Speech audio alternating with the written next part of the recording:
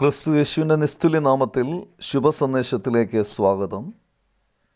വിശുദ്ധ വേദപുസ്തകത്തിൽ യോഹന്നാൻ എഴുതിയ സുവിശേഷം 4-ാം അധ്യായം 23-ാം വാക്യത്തിൽ നാം ഇപ്രകാരം വായിക്കുന്നു: സത്യനമസ്കാരികൾ പിതാവിനെ ആത്മാവിലും സത്യത്തിലും നമസ്കരിക്കുന്ന നാഴിക വരുന്നു, ഇപ്പോൾ വന്നുമിരിക്കുന്നു. തന്നെ നമസ്കരിക്കുന്നവർ ഇങ്ങനെയുള്ളവർ ആയിരിക്കണം എന്ന് പിതാവ് ഇച്ഛിക്കുന്നു. കർത്താവായ യേശുക്രിസ്തു കിണറ്റിനരികെ നിന്നുകൊണ്ട് ശമരിക്കാരിയായ സ്ത്രീയോട് സംസാരിക്കുന്ന ഭാഗമാണ് നാം ഇവിടെ വായിക്കുന്നത്. പിതാവ് എന്നാൽ പിതാവായ ദൈവം തനിക്കായി സത്യനമസ്കാരികളെ കണ്ടെത്തുന്നു. ആരാണ് സത്യനമസ്കാരികൾ എന്ന് മനസ്സിലാക്കാൻ ആരാണ് കള്ളനമസ്കാരികൾ എന്ന് ആദ്യം മനസ്സിലാക്കണം. ഒരു കള്ളനമസ്കാരി എന്നതിൻ്റെ അർത്ഥം ഒന്നാമതായി അവൻ ദൈവത്തെ തിരിച്ചറിയുന്നില്ല എന്നതാണ്.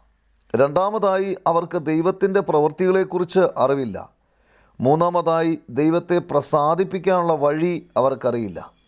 അവർ ചെയ്യുന്നതിലൊന്നിലും ദൈവത്തെ പ്രസാദിപ്പിക്കുന്നില്ല. കർത്താവായ യേശുക്രിസ്തു പറഞ്ഞു, ഞാൻ തന്നെ വഴിയും സത്യവും ജീവനുമാകുന്നു. എന്നെ കണ്ടവൻ പിതാവിനെ കണ്ടിരിക്കുന്നു എന്നും ഞാനും പിതാവും ഒന്നാകുന്നു എന്നും അവൻ പറഞ്ഞു. നമ്മുടെ മേൽ വരേണ്ടിയിരുന്ന ദൈവക്രോധം നമുക്ക് പകരമായി സ്വയം ഏറ്റെടുത്ത് കാൽവറി ക്രൂശിൽ മരിച്ചു, 3-ാം ദിവസം ഉയർത്തെഴുന്നേറ്റു.